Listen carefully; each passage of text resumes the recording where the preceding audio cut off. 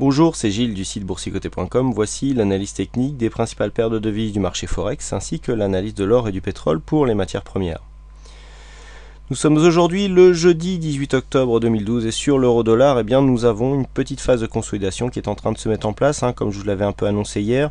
Je rappelle le contexte, on avait ici une phase technique largement surachetée, on avait un MACD qui commençait à se retourner, je vous avais dit que c'était un signe d'une possible consolidation. Alors la consolidation pour l'instant est très faible, on vient ici consolider tout doucement en direction de cette zone des 1,3060 que j'avais donné comme objectif de consolidation ou la moyenne mobile 20 exponentielle. Donc pour l'instant cette phase de consolidation est en place, on est toujours ici dans une dynamique plutôt baissière et donc les indicateurs qui commencent à sortir de la zone de surachat et donc accompagnent le mouvement. Donc ici un contact avec le support ou la moyenne mobile 20 pourrait réactiver ici la tendance haussière et donc proposer de nouveaux plus hauts dans les prochains jours.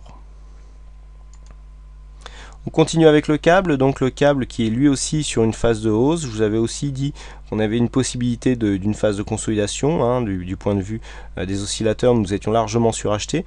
On est venu ici tester la zone de résistance des 1,6176 et puis on est revenu ici chercher le support des 1,6122 avec un tout petit contact ici sur la moyenne mobile 20 exponentielle et donc on commence à se placer à l'horizontale, donc au contact de cette zone. Donc on est dans une phase de continuité haussière. Les indicateurs ici marquent bien la phase de consolidation, puisque donc tous ces indicateurs reviennent en zone neutre.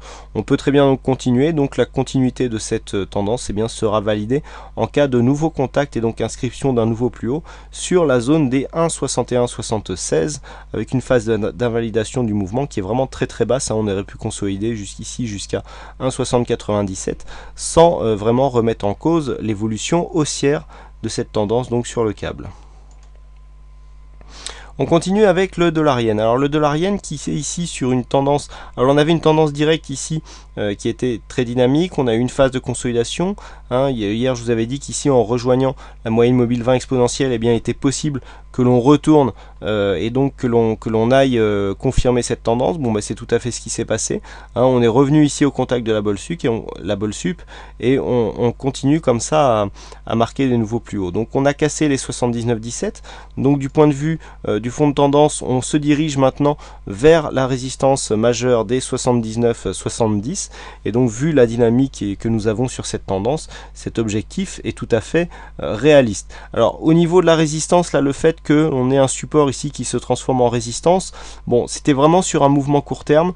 Vous voyez que si on commence à tracer ici des zones de support résistance différents en prenant les points bas significatifs, on est quand même sur une phase très dynamique. On voit ici qu'un trend est en train de se dessiner, puisque si on reporte ici la ligne sur la partie haute, voilà, on dessine, on colle relativement bien à cette tendance, donc avec ce trend ici qui, voyez, on a ici la résistance là, et puis on longe ici avec le nouveau plus haut. Donc au niveau du fond de tendance, on n'est pas du tout en phase de retournement, et même si certains avaient pensé ça, le fait que l'on recolle ici, mais d'une manière très dynamique, en cassant d'une manière assez puissante ce précédent point haut, ne constitue pas du tout une configuration de fin de tendance. Donc là, on est bien dans une continuité de tendance haussière sur le dollar yen, tendance haussière qui sera confirmée tant que les cours ne passeront pas sous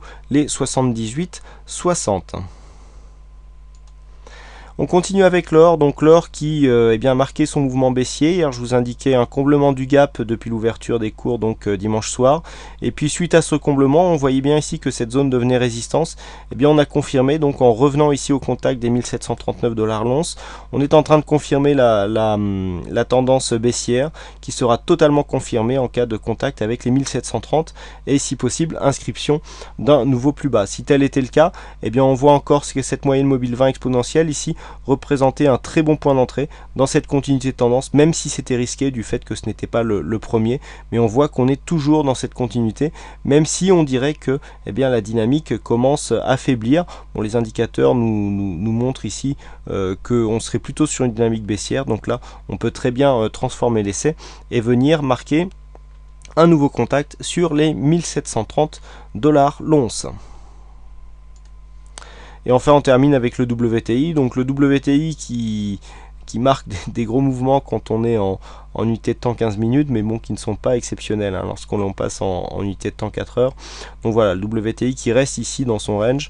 On est dans une zone donc 91-93 $ le baril. Et pour l'instant on n'en sort pas. Petit mouvement ici intraday sans réelle gravité, qui ne représente pas de phase de cassure, donc dans un sens ou dans l'autre, sur l'évolution des cours du brut léger américain. Voilà ce que l'on peut dire donc sur ces analyses techniques Forex et matières premières. Il ne me reste plus qu'à vous souhaiter à toutes et à tous une bonne soirée, bonne chance dans vos trades futurs, et je vous donne rendez-vous dès demain pour l'analyse vidéo, les prochaines analyses vidéo du site. Voilà, bonsoir à tous et bon trade.